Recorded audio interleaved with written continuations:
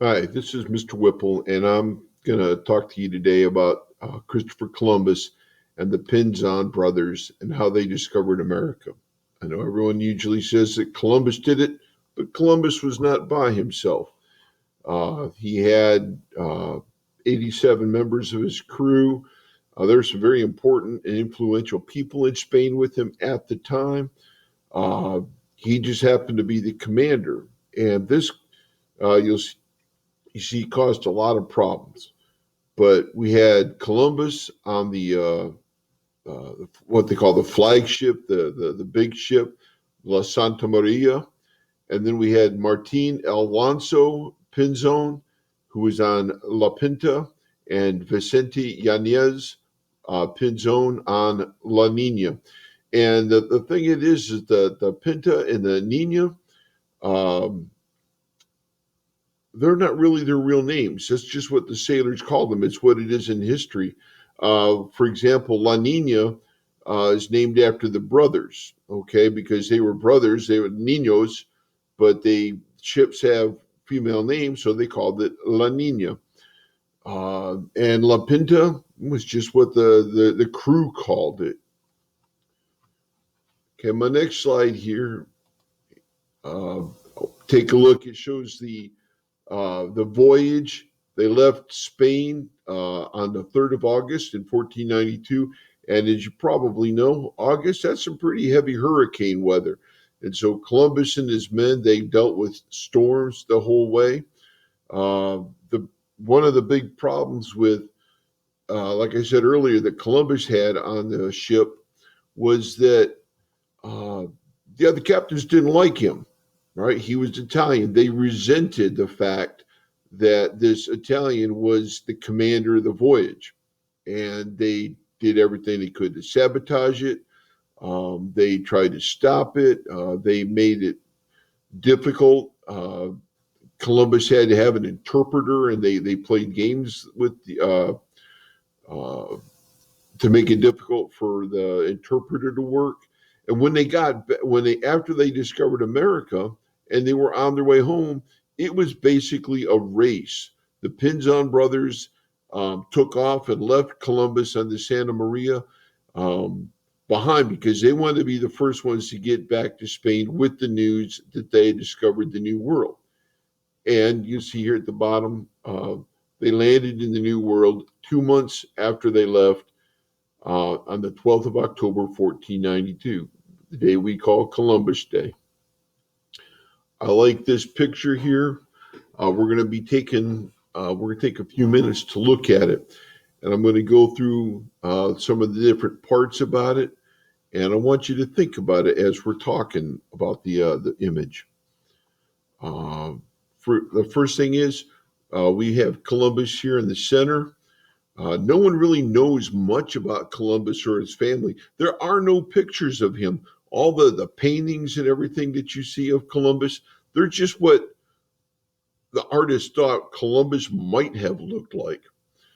Uh, he grew up poor, uh, and as grew up, he got educated, he became more powerful, and he was able to move around in society. But a lot of people uh, question, you know, a lot of stories about Columbus because, back then, a poor person was very difficult for them to get an education. A poor person would never have a chance to like speak to the King of Spain. Before Columbus talked to the King of Spain, he went to England and talked to the King of England. He went and moved around in royalty, and a lot of people question how was Columbus able to do this, and we don't really know.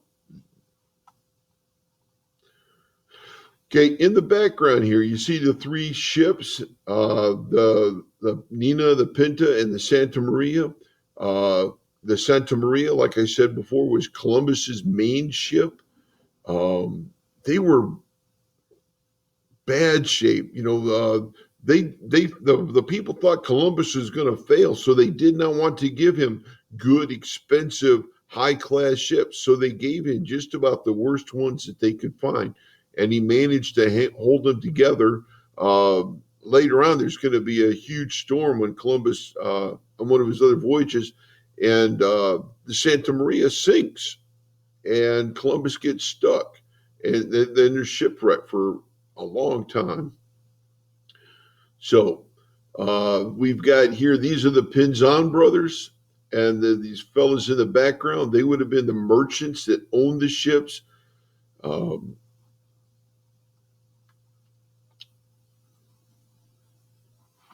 and of course, we have the members of the crew here.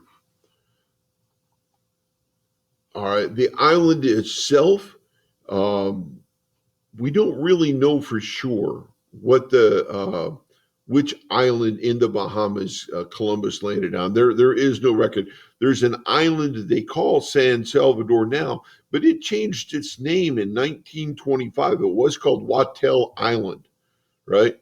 But they wanted to like be known for the where Columbus landed, so they changed their name to San Salvador. It's San Salvador today, but uh, only because they were trying to, get tourism. They were trying to link themselves to history.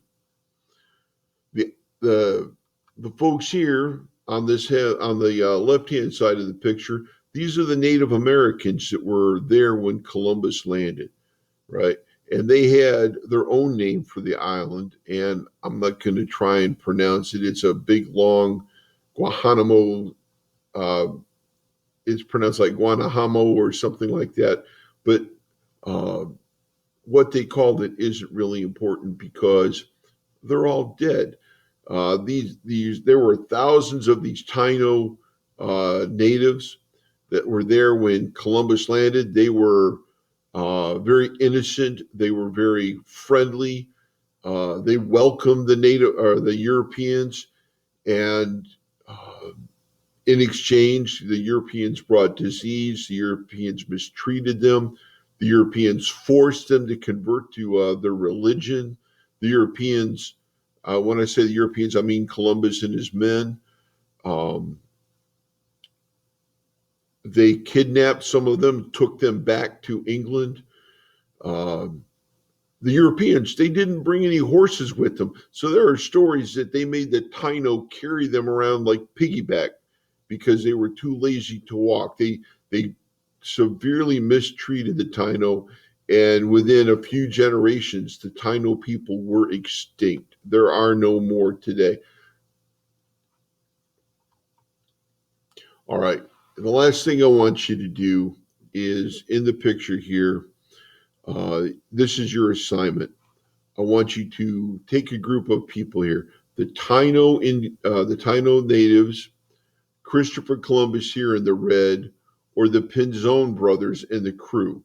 And I want you to pick one of these three groups and tell me write down. I want you to write a paragraph telling me what you think they thought at the moment here, what they were thinking as this picture is being taken, uh, as the event in this painting uh, is going on. What did the Taino think about the Europeans?